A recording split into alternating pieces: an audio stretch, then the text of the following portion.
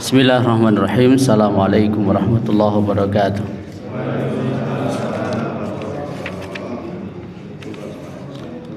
Innal hamdalillah nahmaduhu wa nasta'inuhu wa nastaghfiruh wa na'udzu billahi min shururi anfusina wa min sayyiati a'malina. May yahdihillahu fala mudilla lahu wa may yudlil fala hadiya lahu.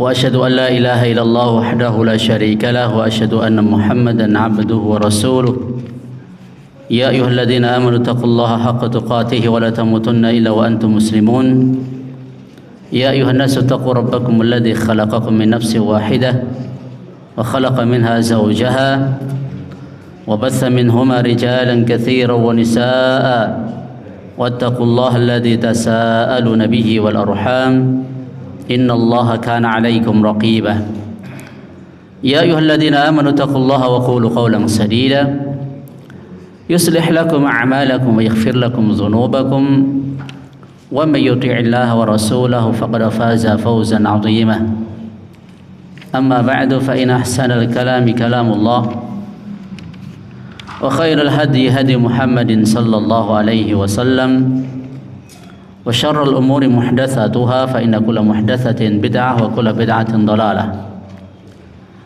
Bapak Ibu jamaah pengajian Masjid Al-Ikhlas yang semoga Allah Subhanahu wa taala mengaruniakan keikhlasan kepada kita semua. Alhamdulillah pada malam yang berbahagia ini, saya tidak tahu kalau ini malam Jumat pertama dan kemarin malam Jumat kelima mungkin katanya. Ya, saya tahunya diminta untuk ngisi ya. Karena katanya jadwal saya malam Jumat pertama. Saya tuh malah nggak hafal malam Jumat berapa nggak hafal. Yang penting saya diminta ngisi, saya ya, sanggupi ketika kosong. Jadi Bapak Ibu sekalian rahimallahu wa iyyakum, dan saya sebenarnya minta materinya apa? Melanjutkan yang kemarin. Makanya saya bawanya kitab Riyadhus Shalihin karena mintanya melanjutkan materi yang kemarin. Kalau materi kita yang kemarin Bapak Ibu sekalian rahimallahu wa iyyakum membahas tentang apa? Bab apa? Bab yang ke-11 dari kitab Riyadhus Shalihin tentang mujadilah apa mujahadah? Mujahadah. Niki wakan enten sing matur sanjang. Saya ndak bawa kitab Ustaz, sing penting hafalan ra apa-apa. Nah, ini kalian ngetes hafalane. Mujahadah. Bab bersungguh-sungguh. Sudah kita sampaikan mujahadah meliputi mujahadah terhadap diri sendiri dengan melaksanakan ketaatan dan meninggalkan kemaksiatan. Kemudian mujahadah terhadap orang lain. Kemarin kita sampaikan qaulnya Ibnu Qayyim Al-Jauzi rahimahullahu taala, mujahadah terhadap diri sendiri ada 4 tingkatan. Kemudian mujahadah terhadap syaitan 2 tingkatan. Kemudian yang ketiga mujahadah terhadap orang kafir itu ada 4 tingkatan. Terus mujahadah terhadap ahli maksiat, ahli bid'ah dan sebagainya ada 3 tingkatan. Dan sepertinya nggak perlu kita ulangi lagi. Langsung saja kita masuk ke dalil hadis-hadis Nabi sallallahu alaihi wasallam. Hadis yang pertama pada bab al-mujahadah. Ini sebenarnya ada di kitab Arba'in An-Nawawi, di mana hadis ini diriwayatkan oleh Abu Hurairah radhiyallahu taala an. Ia berkata, qala Rasulullah sallallahu alaihi wasallam, bahwa Rasulullah sallallahu alaihi wasallam bersabda, Innallaha ta'ala qala, sesungguhnya Allah Subhanahu wa taala berfirman, man 'adali, barang siapa yang memusuhi li waliyan, aku punya wali, faqad adzantuhu bil harb, maka sungguh aku umumkan perang padanya.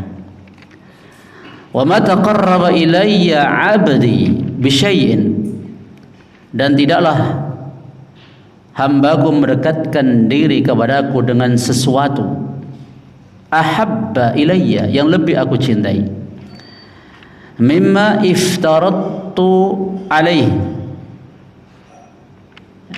tiada sesuatu yang paling aku cintai dalam upayanya hambaku itu mendekatkan diri kepadaku, melainkan dengan apa yang aku wajibkan padanya. Wa ma yazalu 'abdi, dan hambaku selalu yataqarrabu ilayya binawafil, mendekatkan diri kepadaku dengan melakukan amalan-amalan sunnah setelah melakukan yang wajib, hatta uhibbahu, hingga aku mencintainya. Fa idza ahbabtuhu kuntu sam'ahu alladhi yasma'u bihi, bila aku telah mencintainya, sungguh aku menjadi pendengaran yang ia gunakan mendengar dengannya. Wa basarahu alladhi yubsiru bihi, penglihatan yang ia gunakan melihat dengannya.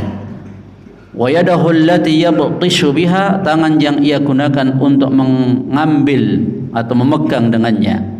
Wa rijluhu allati yamshi biha, dan kaki yang ia gunakan untuk berjalan dengannya. Wa in sa'alani a'taituhu, jikalau ia meminta kepadaku pasti aku beri. Wala in ista'adzani la'u'idzannahu, dan jikalau ia mohon perlindungan kepadaku pasti aku beri ia perlindungan. Hadis sahih diriwayatkan oleh Imam Bukhari. Sudah pernah dengar syarahnya ini? Sampun. Tidak ada salahnya atau kalau diulangi? Katanya ada materi arba'in tuh di sini. Sudah sampai hadis berapa? Kata Ustaz Agung, iya. Pun rampung dereng arba'in?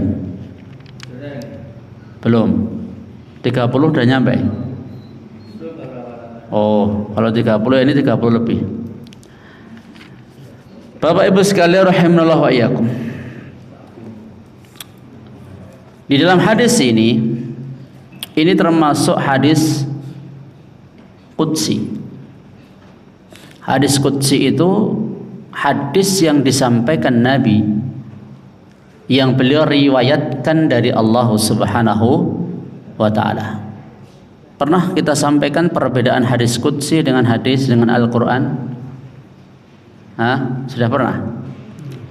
Kalau hadis qudsi itu tidak dipersyaratkan mutawatir.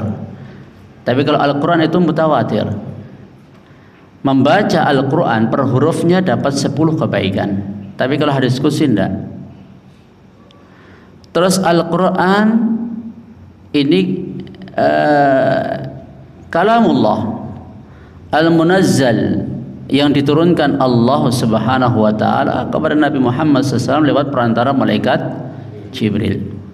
Adapun hadis qudsi ini Nabi SAW meriwayatkannya dari Allah Subhanahu wa taala.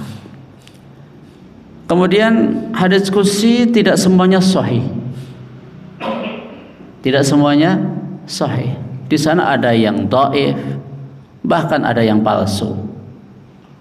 Maka tidak menjamin kalau itu adalah hadis qudsi lantas dikatakan pasti sahih.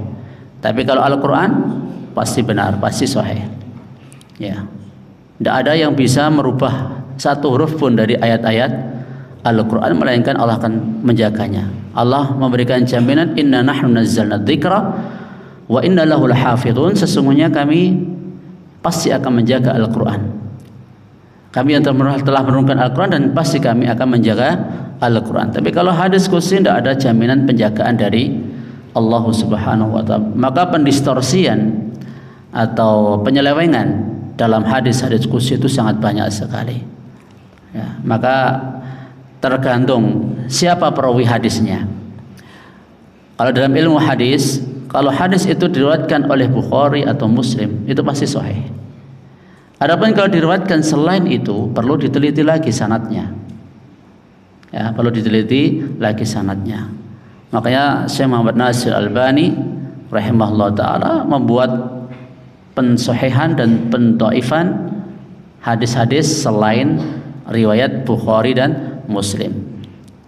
Sunan Tirmidzi, Sunan Abu Dawud, Sunan Ibnu Majah, dan beberapa kitab-kitab sunan yang lain itu telah ditelaah dan dikoreksi oleh Syekh Albani rahimahullah taala.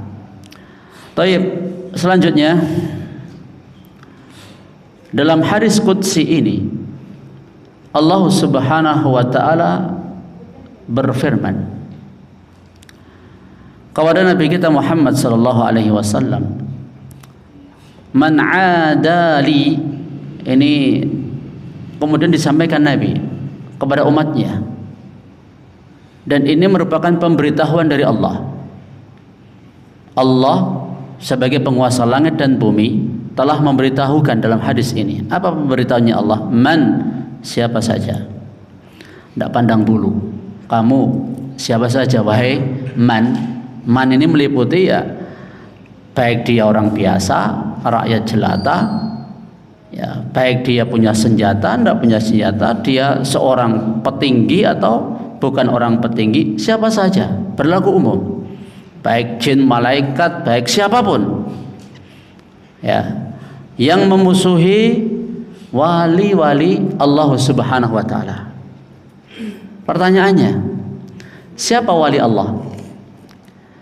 Dan batasan wali Allah itu seperti apa? Kok sampai begitu sangat perhatiannya Allah kepada walinya, sampai-sampai Allah umumkan perang padanya. Faqad adzantu bil harb, siapa musuhi waliku, aku umumkan perang padanya. Terus pertanyaannya, makna ada memusuhi di sini gimana? Ya benci, tidak senang. Ya memusuhi, ya memerangi, ya menyakiti. Pokoknya apapun yang itu bentuk dari permusuhan kepada wali Allah Subhanahu wa taala. Lawan dari memusuhi apa? Ya, loyal, setia, mencintai. Loyal, setia, mencintai. Allah Subhanahu wa taala jelaskan kriteria wali Allah Subhanahu wa taala di dalam surah Yunus ayat 62 sampai 63. Ala, ketahuilah, inna awliya Allah, sesungguhnya wali-wali Allah itu, ya, Allah sebutkan dalam bentuk jamak. Sesungguhnya wali-wali Allah la khaufun alaihim, sifatnya satu, tidak takut. Dua, walahum yahzanun, tidak bersedih. Tidak takut dan tidak sedih. Makanya kalau jenengan ketemu wali-wali Allah sejati loh ya, mereka itu dipandang saja menyenangkan. Makanya Ibnu Qayyim al-Jauzi rahimahullahu taala menyampaikan sosok gurunya Ibnu Taimiyah rahimahullahu taala. Jadi ketika ada perasaan gundah di dalam hati, ada perasaan nyesek di dalam dada, maka Ibnu Qayyim al-Jauzi itu datang kepada Ibnu Taimiyah rahimahullahu taala. Sekadar ketemu beliau, ya, maka seakan kegundahan itu sudah sirna. Bertemu dengan orang soleh, bertemu dengan wali Allah Subhanahu wa taala, ini obat tersendiri dalam penyakit yang ada dalam dada. Bahkan diriwayatkan ketika ada seorang yang kesurupan, sekedar dibawakan sandalnya Imam Ahmad saja jinnya sudah lari. Itu sekedar dibawakan sandalnya Imam Ahmad, itu belum orangnya, itu baru sandalnya, jinnya sudah lari, sudah takut. Umar bin Khattab radhiyallahu taala anhu, beliau Dikatakan oleh Nabi Sallallahu Alaihi Wasallam ketika Umar melewati suatu lembah, suatu celah di pegunungan, maka setan akan mengambil jalur yang lain.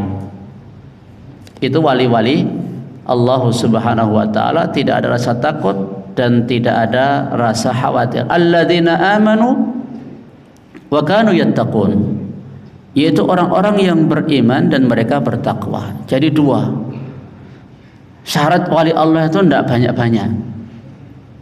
Ya, syarat jadi wali Allah tidak perlu banyak-banyak, nggak perlu poso ngebleng. Terus tidak perlu juga melakukan ritual-ritual yang nyeleneh, yang aneh. Tidak perlu kungkum, pemeneh semedi, apa meneh? Ya, poso ngerawat, bakar menyan, dan pengen jadi wong sekti, wali. Allah Subhanahu wa Ta'ala sebutkan dua aja kok, alladzina amanu wa kanu yattaqun. Ya. Yaitu orang-orang yang beriman dan bertakwa. Mereka beriman dan mereka bertakwa. Mereka merealisasikan keimanan dalam hati mereka. Dan mereka bertakwa, yaitu dengan merealisasikan amal soleh lewat anggota badannya. Dengan arti kata lain, mereka melaksanakan kewajiban dan meninggalkan hal-hal yang diharamkan. Mereka menggabungkan baina salahil batin bil iman, antara kesolehan batin yakni dengan iman, wa salahul zahir bit taqwa, dan kesolehan zahir dengan takwa. Ya, Masya Allah ini. Jadi orang wali-wali Allah itu, auliya Allah itu yujammi'u baina salahil batin wa salahil zahir, gabungkan kesolehan zahirnya dan kesolehan batinnya, supaya batin kita soleh dengan apa? Iman. Supaya zahir kita soleh, maka dengan apa? Takwa. Batin kita soleh dengan iman, di mana iman itu, makna iman itu apa sih? Ya, makna iman itu apa? Ya, apakah cukup dengan pembenaran saja, at-tasdiq saja? Ya, iman itu yaitu pembenaran yang diikuti dengan menerima dan tunduk, bil khudu wal id'an, bil qabul wal id'an. At-tasdiq ma'al qabuli wal id'an, yaitu membenarkan disertai menerima dan tunduk. Ya. Makanya ketika seorang menyatakan dirinya iman, kalau nggak mau tunduk, cuman sekedar membenarkan, itu belum iman namanya. Ya. Sebagaimana Abu Thalib cuman tasdik pembenaran saja terhadap risalah Nabi Muhammad SAW, itu belum iman. Harus apa? Membenarkan, menerima, tunduk. Allah Subhanahu wa Ta'ala bahkan menyampaikan kepada nabinya dengan sumpah, fala wa rabbika la yu'minun hatta yuhakkimuka fima syajara bainahum thumma la yajidu fi anfusihim harajan mimma qadaita wa yusallimu taslima. Fala wa rabbika, maka demi Rabbmu wahai Muhammad, la yu'minun, mereka itu enggak beriman. Ya, mereka enggak beriman. Sampai kapan? Satu, yuhakkimuka fima syajara bainahum, mereka itu tunduk menerima kamu sebagai hakim, sebagai pemutus perkara bila terjadi perselisihan di antara mereka. Rujuknya kemana? Rasul Sallallahu Alaihi Wasallam kalau beliau masih hidup. Tapi kalau beliau sudah wafat, rujuknya kemana? Quran dan Sunnah.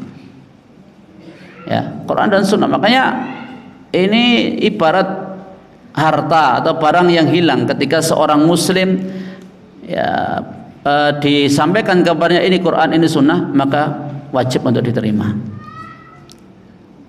Terus Tsumma la yajidu fi anfusihim harajan mimma qadaita. Sifat orang mukmin berikutnya apa? Tidak ada rasa grundel dalam hati terhadap apa yang menjadi keputusan Nabi sallallahu alaihi wasallam. Qur'annya demikian, hadis demikian, ya sudah. Kalau itu khabar, sami'na wa amanna. Kita dengar, kita imani. Kalau itu hukum, sami'na wa ata'na. Kami dengar dan kami taati. Ya. Terus yang ketiga, wa yusallimu taslima, dan mereka menerima dengan sebenar-benarnya, sepasrah-pasrahnya. Ini kalau Syekh Abdurrahman bin Nasir As-Sa'di di dalam tafsirnya, makom pertama itu makomnya Islam, yaitu menjadikan Nabi itu sebagai pemutus perkara, hakim. Ya, kalau orang mau rujuk kepada Quran dan Sunnah itu makomnya makom Islam. Terus kalau tidak didapati dalam hati perasaan grundel, itu makomnya iman. Wa yusallimu taslima, dan mereka menyerahkan diri dengan sepasrah-pasrahnya. Pokoknya kalau Allah itu pasti baik, dan mereka ridho dengan apa yang datang dari Allah dan Rasulnya. Maka ini makamnya ihsan. Ya, makamnya ihsan. Kita kembali ke sini, bahwa wali-wali Allah itu tidak ada rasa takut dan khawatir kepada mereka, yaitu orang-orang yang beriman dan mereka itu bertakwa. Kalau di sana ada wali Allah, di sana pasti ada wali syaitan. Allah punya wali, Allahu waliyul ladzina amanu yukhrijuhum minadh dhulumati ilan nur. Allah itu wali. Walinya siapa? Orang-orang yang beriman. Bagaimana Allah Subhanahu wa taala memperlakukan walinya orang beriman itu? Yukhrijuhum minadh dhulumati ilan nur. Allah mengeluarkan mereka dari kegelapan kebodohan, kegelapan kesyirikan, kegelapan kekufuran, kegelapan kemaksiatan. Karena dosa itu kan seperti digambarkan nuktah sauda, ya, titik hitam. Ya, semakin banyak kan semakin gelap menutupi hati. Terus minadh-dhulumati ilan nur walladzi nakafaru awliya'uhumut taghut yukhrijunahum minan nuri ila dhulumat. Adapun orang kafir itu walinya mereka siapa? Taghut. Ya, wali mereka itu siapa? Taghut, yang mengeluarkan mereka dari cahaya kepada kegelapan. Nyambung enggak wali Allah dengan wali, ya, orang kafir ini? Ya. Taghut itu jangan cuman di tafsiri misalnya penguasa-penguasa yang tidak berhukum dengan hukum Allah. Tapi kata Ibnu Qayyim al-Jauzi, ma tajawaza bil 'abdu haddahu min ma'budin aw matbu'in aw muta'in, yaitu semua yang diperlakukan manusia itu secara melampaui batas. Ya, batasannya hamba itu ya hamba, budaknya Allah, kawulane Allah, titahe Allah, ojo diduwurke. Jangan dilewat batas dari hamba Allah Subhanahu wa taala. Caranya diperlakukan melewati batas dengan apa? Diikuti. Ya. Atau ditaati.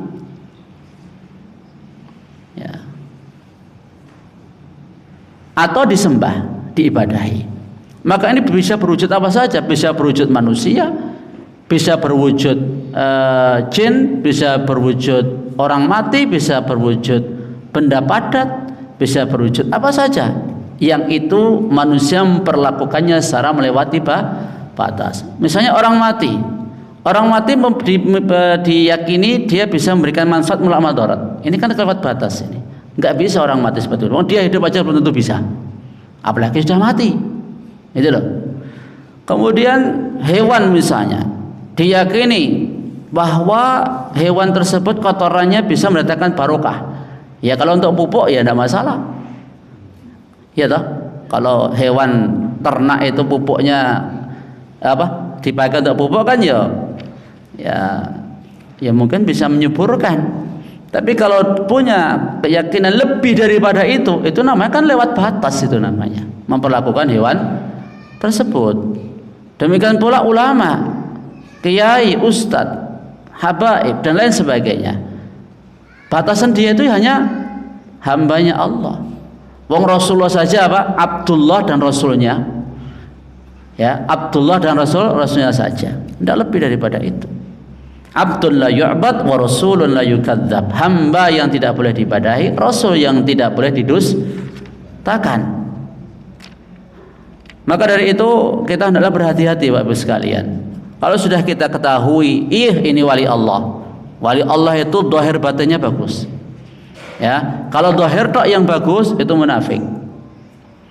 Ya, itu munafik. Kalau zahirnya yang bagus, batinnya jelek. Kalau zahir batinnya jelek itu orang kafir. Ya, kalau zahirnya bagus, batinnya bagus itu orang mukmin. Adapun orang yang mendakwa, walaysat wilayatullah taala ta'ti bid'awah.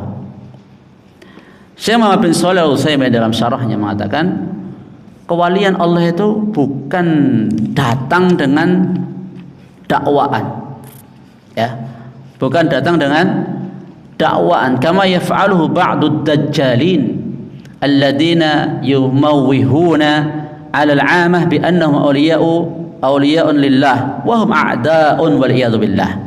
Sebagaimana yang dilakukan sebagian dajjal, beliau menggelari mereka-mereka yang mendakwakan diri mereka sebagai wali Allah Subhanahu wa taala, padahal mereka itu sebenarnya bukan wali Allah. Ya, mereka mengelabuhi orang-orang awam. Pakai jubah, kemudian pakai tasbih, kemudian pakai tongkat, intinya dari penampilannya mengelabui manusia, dari omongannya mengelabui manusia, dari perbuatannya juga mengelabui manusia. Utamanya orang awam yang mudah dikelabui. Mereka mendakwa diri mereka sebagai wali Allah Subhanahu wa taala, padahal mereka itu musuhnya Allah dan billah. Kok bisa begitu? Fatajidu fi ba'dil biladil islamiyah unasan, Anda akan dapati sebagian negeri Islam ada sekelompok orang yang mereka itu mengelabui orang-orang awam. Yaquluna nahnu awliya. Mereka mengatakan kami itu para wali. Ya, kami itu para wali. Tsumma yaf'alu minal ibadati adh-dhahirah. Lalu mereka melakukan ibadah-ibadah yang zahir, yang disangkakan oleh orang-orang awam bahwa itu mereka adalah amalnya para wali. Padahal sebenarnya mereka musuhnya Allah, bukan walinya Allah. Lakinnahu yattakhidhu min hadhi da'wa wasilah ila jam'il mal. Mereka berbuat seperti ini, melakukan dakwah-dakwah yang batil seperti ini sebagai sarana untuk mengumpulkan harta. Wa ila ikramin nasi lahu, atau juga untuk supaya manusia memuliakan dirinya, atau wa ila taqarrubim ilaihi, supaya mereka mendekatkan diri kepada wali-wali palsu itu tadi dan yang semisal itu. Maka tidak benar kalau wali itu dengan cara mendakwakan diri. Justru malah jenengan hati-hati Pak kalau ketemu orang-orang yang sok ngaku wali Allah, ya, sok ngaku soleh, ya. Sebenarnya wali Allah itu dia nggak woro-woro ya. Ya, dan juga nggak marah kalau seandainya manusia itu tidak mengagungkan dirinya. Dulu Nabi Muhammad justru malah dilecehkan, padahal beliau itu walinya para wali. Bukankah dulu ketika Nabi dakwah di Mekah, beliau itu dilecehkan, disakiti, dihina, bahkan tak jarang ada beberapa kali upaya untuk mencelakai Nabi SAW, bahkan membunuh beliau. Itu walinya para wali, ya. Bukan dengan dakwaan bisa sholatnya di atas air atau sholatnya di atas pelepah pohon, di atas pohon. Jangan kalau lihat orang sholat di atas pohon itu hebat enggak? Ya, bisa berjalan di atas air, kemudian Jumatannya ke Mekah, ya, kemudian dia mimpi ketemu Nabi.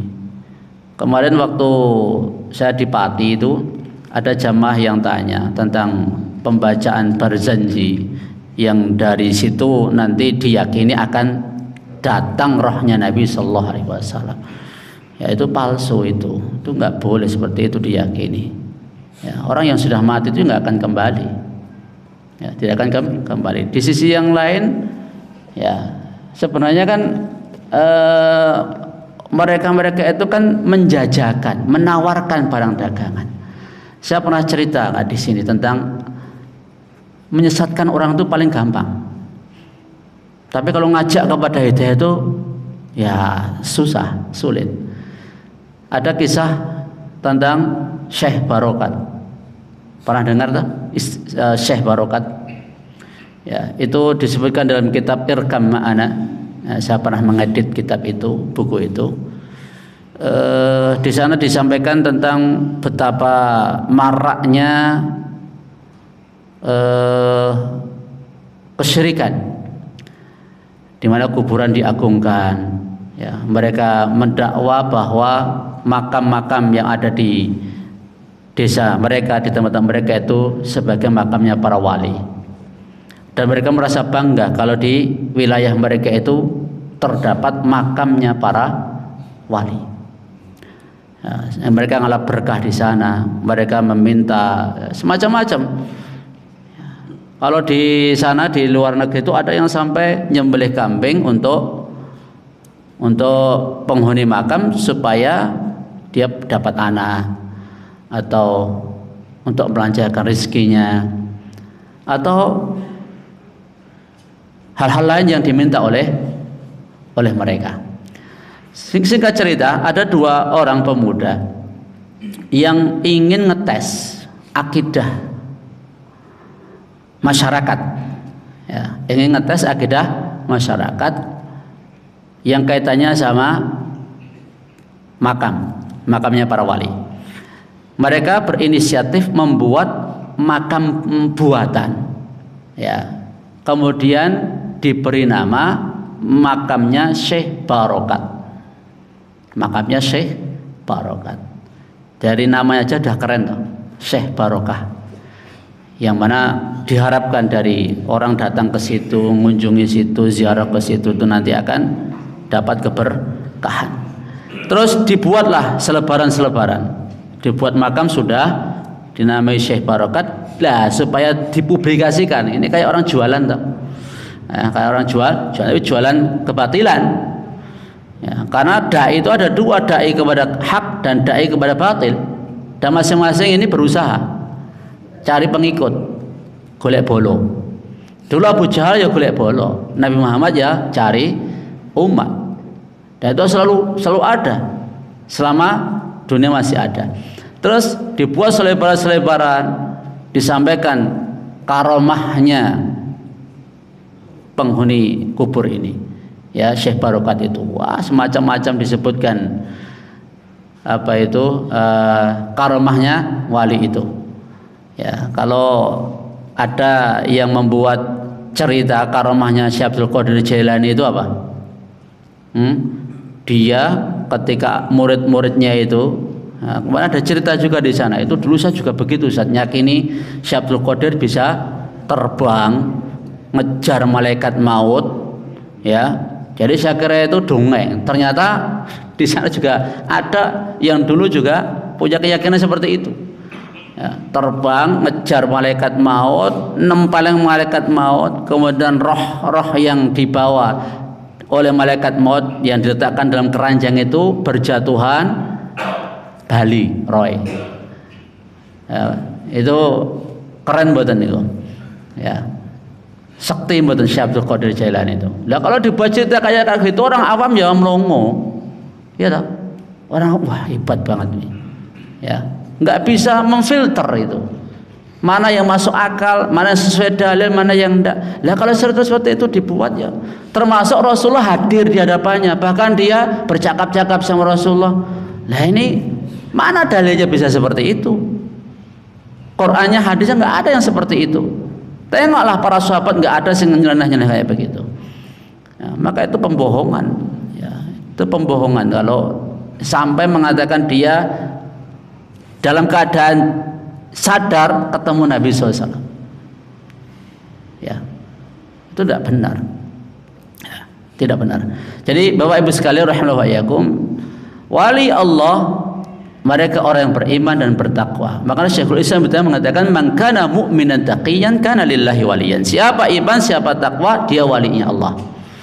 Ya, jadi kita jangan mudah untuk dikibulin orang-orang yang mereka mengklaim bahwa wali itu adalah kewenangan mereka. Bahkan ada yang menyatakan kau nggak usah mengoreksi amalannya mereka, itu sudah di luar syariah. Kita itu baru tingkatnya syariat, belum sampai tingkatnya hakikat. Ya, ada wali majdzub. Ternyata memang betul diyakini ada wali majdzub. Apa itu wali majdzub? Kalau di sini mungkin nggak begitu familiar ya. Tapi kalau di daerah-daerah pesisir itu istilah wali majdzub itu juga populer. Apa wali majdzub? Nggak tahu wali majdzub. Ada istilah wali Allah, ada wali setan, ada wali majdzub. Wali majdzub itu orang yang penampilannya itu ya mohon maaf seperti orang yang kurang waras gitu loh. Dia nggak pakai baju, pakai celana pendek, terus di sama pengikutnya itu dimuliakan, diagungkan. Dia sendiri mungkin nggak paham kalau dia itu dimuliakan, diagungkan. Tapi sama orang-orang dicium-cium, dimintai keberkahan. Kalau ditanyakan kok dia kayak begitu, itu tingkatnya wali. Sampai seperti itu. Padahal mohon maaf, akalnya kayaknya nggak sehat itu. Dari penampilannya, dari gayanya, dari sikapnya saja kan kelihatan. Kok itu malah dikatakan wali majdzub? Ya, ini kita jangan mudah untuk dibohongi. Kita belajar Quran, belajar Sunnah, maka iman kita harus kita bentengi dari pemahaman-pemahaman atau pemikiran atau penyimpangan-penyimpangan dalam masalah yang seperti itu. Baik Bapak Ibu sekalian, kita kembali kepada hadis man adali waliyan faqad adantu bil harb. Barang siapa yang memusuhi waliku, aku umumkan perang padanya. Ya. Tengoklah ketika Allah Subhanahu wa taala berfirman, jadi Nabi, para sahabat dan orang-orang beriman yang mengikuti jalan mereka itu kalau sampai ada yang membenci, ada yang memerangi, Allah ikut-ikutan loh. Dengarkan firman Allah ini ketika Nabi SAW dan ketika para sahabat dicela oleh orang munafik. Ya, kami nggak pernah melihat para qurra kita ini orang yang paling buncit perutnya, paling pengecut ketika bertemu musuh. Yang mereka maksud, yang mereka ledek itu siapa? Sahabat-sahabat Nabi SAW. Allah turun ayat loh, Allah turunkan ayat loh. Qul abillah wa ayatihi wa rasulihi kuntum tastahzi'un la ta'tadiru qad kafartum ba'da imanikum. Katakan wahai Nabi, apakah kepada Allah loh, padahal yang dijelek-jelekan sahabat loh. Tapi Allah gimana? Bereaksi enggak? Allah Subhanahu turunkan ayat itu menunjukkan pembelaannya Allah kepada sahabat-sahabat Nabi alaihi salatu wasalam. Katakan apakah kepada Allah, ayat-ayatnya, Rasulnya kamu itu berolok-olok? Ini kan dibela ini oleh Allah Subhanahu wa taala. Jelas pembuktian dari Allah, siapa yang mengganggu wali Allah, siapa yang menyakiti wali Allah, maka Allah yang akan melawannya. Ya. Kalian berolok-olok, la ta'tadiru qad kafartum ba'da imanikum. Kalian enggak usah beralasan, kalian telah kafir setelah kalian beriman. Dulu para wali-wali Allah seperti para nabi, para rasul, bukankah mereka dulu disakiti oleh kaumnya? Ya, dimusuhi oleh kaumnya. Yang mana kalau secara perhitungan nalar manusia, kalau nabi itu berhadapan fisik dengan kaumnya yang kafir, tentu nabi itu kalah kalau antar fisik mereka. Tapi karena nabi-nabi ini wali-walinya Allah, ya Allah yang membela mereka. Allah kirimkan air bah pada kaumnya Nuh. Allah kirimkan petir, Allah kirimkan angin pada kaum Ad. Ya. Allah Subhanahu wa taala kirimkan yaitu banyak sekali hukuman kepada Fir'aun. Ada 7 kurang lebih yang Allah berikan kepada Fir'aun sebagai peringatan, dan akhirnya kemudian ditenggelamkan oleh Allah. Bukankah itu semuanya bukti yang nyata? Allah ketika orang-orang itu tidak mau mendengarkan walinya Allah, ya, tidak mau mendengarkan walinya Allah, jadi dinasihati, ya, kemudian dikasih peringatan, kemudian dikasih ancaman dan sebagainya, kok ngeyel, Allah nanti yang akan membuat perhitungan. Dan itu sejarah seperti itu, ya. Maka nggak usah takut wali Allah. Makanya wali Allah itu nggak takut, nggak terima nasihatnya misalnya, ngeyel misalnya, ya itu nanti urusannya sama Allah. Wong kita itu cuma nyampaikan kalamnya Allah.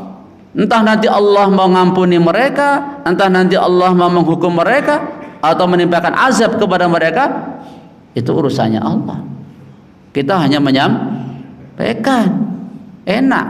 Jadi nggak usah khawatir, jadi nggak perlu khawatir dengan masa depan. Oh nanti kalau Islam begini akan begini. Nah, itu kan hitungannya manusia. Iya toh? Itu kan hitungnya manusia. Kalau kita nggak berbuat seperti ini, akan begini, seolah-olah kita ini yang menjaga Islam. Ya, padahal di sana ada Allah. Terus Bapak Ibu sekalian, wa ma taqarraba ilayya 'abdi bi syai'in habba ilayya mimma aftartu alaihi. Tidak ada sesuatu yang paling dicintai Allah yang dilakukan oleh hamba selain melakukan yang wajib. Misal salat 5 waktu. Jadi di dalam semua amal ibadah, salat ada yang wajib, ada yang sunnah. Puasa juga demikian, zakat, haji, umrah dan lain sebagainya, itu ada yang wajib, ada yang sunnah. Wali Allah itu mengutamakan wajib daripada yang sunnah. Misalnya kalau ada orang, dan ini termasuk tipu dayanya setan, menghias-hiasi amalan sunnahnya, dia ketika sholat malam itu khusyuk luar biasa sampai nggak bisa gerak, atau saking khusyuknya itu dia nggak gerak badannya, fokus, bisa tenang, bahkan hatinya terasa mantep gitu loh. Tapi ketika sholat wajib kok nggak bisa khusyuk ya? Menurut jenengan itu tanda-tanda kebaikan atau tanda-tanda keburukan seperti itu? Itu tanda nggak baik seperti itu. Harusnya pas wajib itu lebih diutamakan untuk khusyuk daripada yang sunnah. Ya. Kemarin itu ada ibu-ibu yang tanya di sana itu, Ustadz ini kita ibu-ibu ya, itu senang melakukan amalan sunnah, ya puasa, Senin Kemis, ya yang baca Quran, ya ini ya itu. Tapi untuk memenuhi kebutuhan suami, ya, itu agak kurang, kurang perhatian nih gitu loh. Gimana Ustadz seperti itu? Kalau memenuhi kebutuhan suami itu wajib atau sunnah? Wajib atau Pak? Kalau bapak-bapak paham betul itu wajib itu. Ya. Nah, kalau ibu-ibu jangan sampai terpengaruh, wah ini apalagi kan yang bertanya kan kaitannya sama mungkin menjelang menopause atau lain sebagainya itu. Ya. Kaitannya sama itu kayaknya. Ya. Kalau yang masih muda-muda itu tidak perlu ditanya seperti itu. Yang terutama yang mengalami atau hampir mengalami menopause, yang mungkin gairahnya dan sebagainya itu berkurang. Nah, makanya kan pengen lebih fokus kepada amal ibadah, ya. Tapi untuk yang ini itu kurang perhatian. Itu gimana? Ya, kalau mau memenuhi hasrat suami itu wajib. Adapun yang itu tadi kan sunnah, jangan dahulukan yang sunnah daripada yang wajib. Nah, bagaimana kalau ndak ya? Saya pernah dicurhati seorang nenek, itu langsung loh, ya, menceritakan suaminya itu umurnya sudah hampir 70-an itu, ya, hampir ya 60 lebih intinya. Beliau tanya, suaminya begini. Padahal saya sudah sudah minta dia untuk nikah lagi, tapi tidak mau, Ustaz. Ya. Tidak mau, Ustaz. Ini saya sudah istilahnya wis caranya tidak punya hasad gitu loh, sudah nggak punya hasad, tidak punya apa, tak suruh nikah aja dia, malah nggak mau. Ya, kadang malah yang tipe-tipe istri seperti ini yang nyuruh, tapi suaminya nggak berani. Tapi yang suaminya berani malah istrinya yang menghambat atau menghalang-halangi. Ya, kan jenenge dunia kan penuh dengan keajaiban. Ya, dunia memang seperti itu. Nah, itu nyata Bapak sekalian. Maka hendaklah perhatikan yang wajib dulu sebelum yang sunnah. Dari semua amalan, tidak hanya sholat, tidak hanya termasuk dalam semua hak dan kewajiban yang ada pada kita. Maka dalam hadis kan disebutkan ada seorang wanita yang dia itu rajin sholat, rajin puasa, tapi dia buruk muamalnya kepada tetangga, menyakiti tetangga. Padahal itu haknya tetangga loh. Itu saja Nabi katakan ahlun nar. Ahlun nar. Padahal secara ibadahnya itu baik, tapi muamalahnya kepada tangga itu tidak baik. Itu saja Nabi katakan ahlun nar. Padahal haknya suami sama haknya tangga lebih besar mana? Haknya suami. Ya. Ini mohon maaf, buatan sengaja fokus kepada ibu-ibu loh ya. Ini kebetulan pas contohnya itu. Contoh yang lain juga banyak. Orang-orang yang mengutamakan amalan sunnah. Orang ketika bulan Ramadan, taraweh dia jaga betul, tidak pernah godang. Tapi kalau sholat jamaah subuhnya atau bahkan subuhnya seringkali godang. Ini termasuk talbis iblis, ini pengelabuhan dari iblis supaya apa? Melakukan fokus atau sangat peduli dengan amalan sunnah tapi kurang peduli dengan amalan yang wajib. Tidak boleh seperti itu.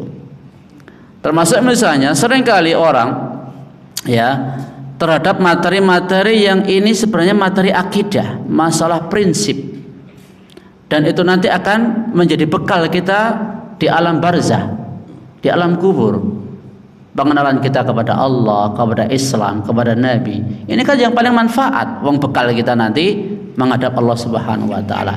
Tapi ada yang lebih senang kalau pembahasannya tidak membahas masalah seperti itu. Pembahasannya pembahasan yang masalah yang konon katanya ini tidak nyinggung. Dakwah Nabi Muhammad itu nyinggung terus loh. Iya toh, Abu Jahal tersinggung, ya, Abu Lahab tersinggung. Bahkan ketika turun surah Al-Lahab itu, istrinya Abu Lahab itu nyari Nabi loh, dinggawane watur dintepne Nabi loh. Ya, gara-gara turun surat Al-Lahab itu. Ya. Dakwah itu bukan sesuai selera kita dan bukan sesuai selera mad'u, objek dakwah.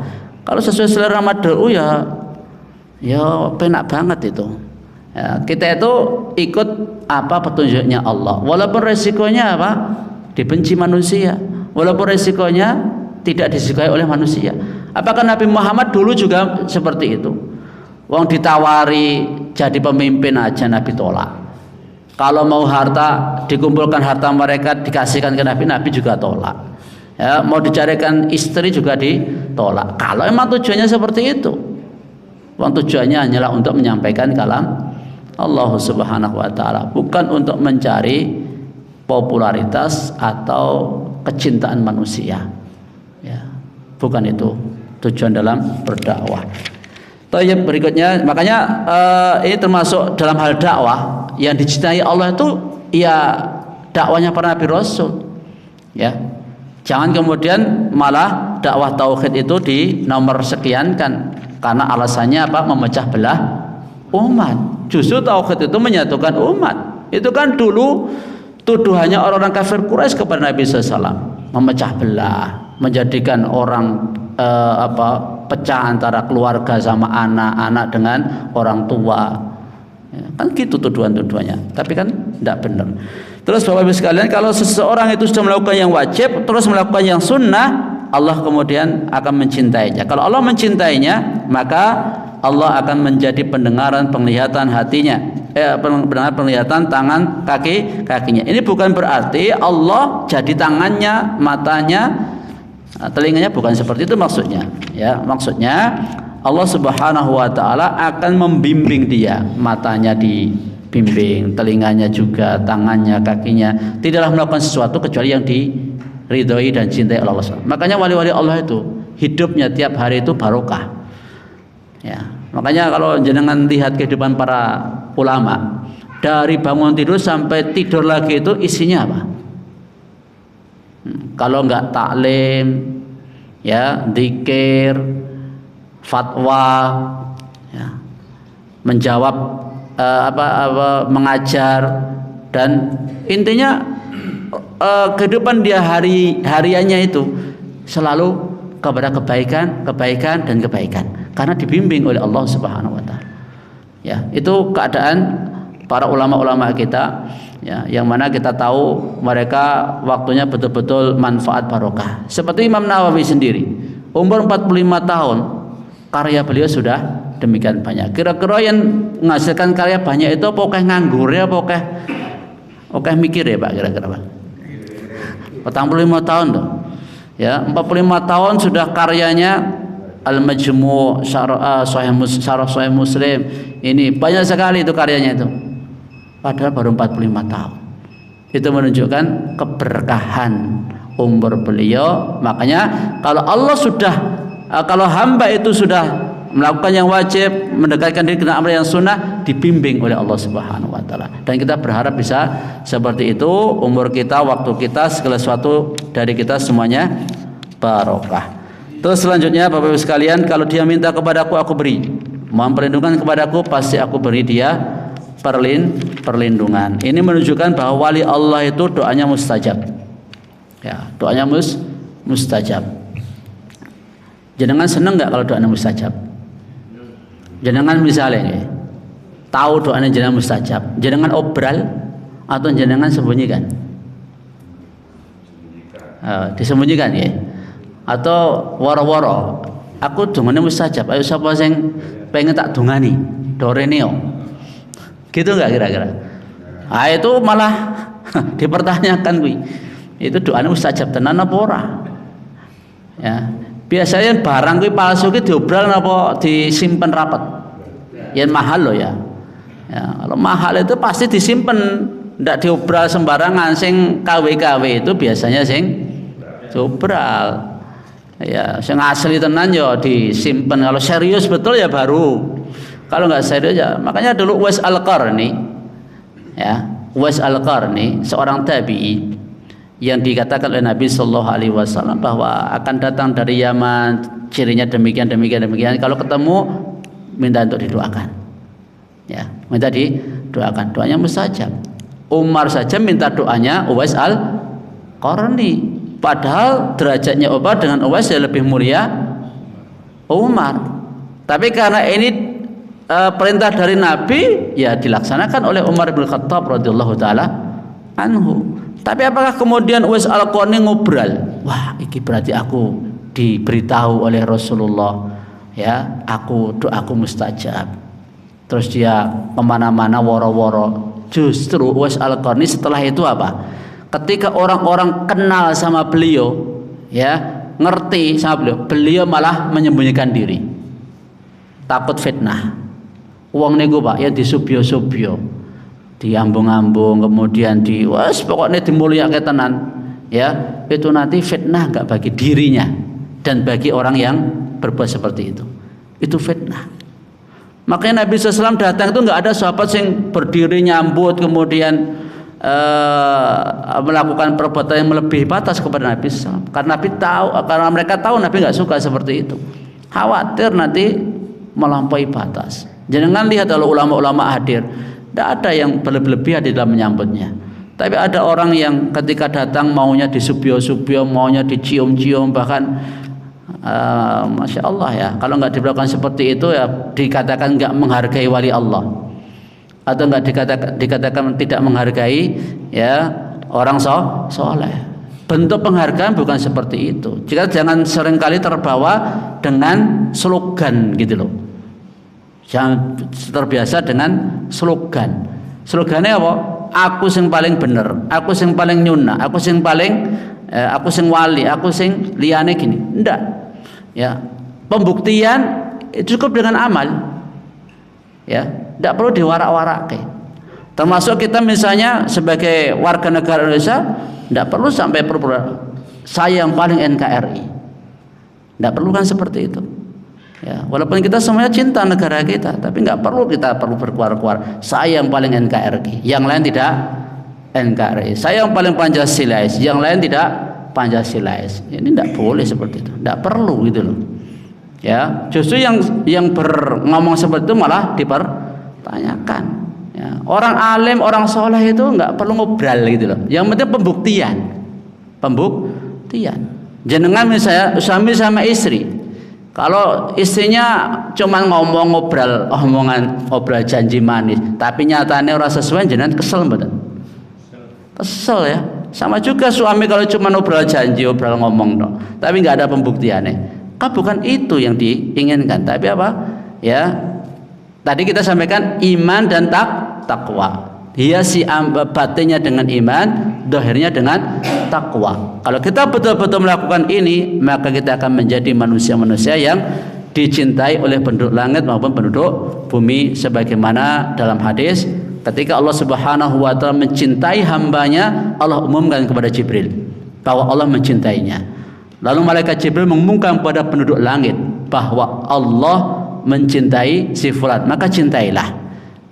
Jadi setelah Allah mengumumkan kepada malaikat Jibril supaya mencintai si fulan yang Allah cintai, malaikat Jibril umumkan kepada penduduk langit bahwa Allah mencintai si fulan, lalu penduduk langit mencintainya, baru kemudian diturunkan kecintaan itu kepada penduduk bumi. Maka orang-orang yang sekarang sudah meninggal dunia, Nabi kita, para ulama, para sahabat, ya, para tabi'in, mereka semua ketika disebutkan nama mereka kita menghormati dan mendoakan kebaikan untuk mereka. Ini semoga sebagai bukti bahwa mereka betul-betul dicintai yang ada di langit, yaitu Allah Subhanahu wa taala.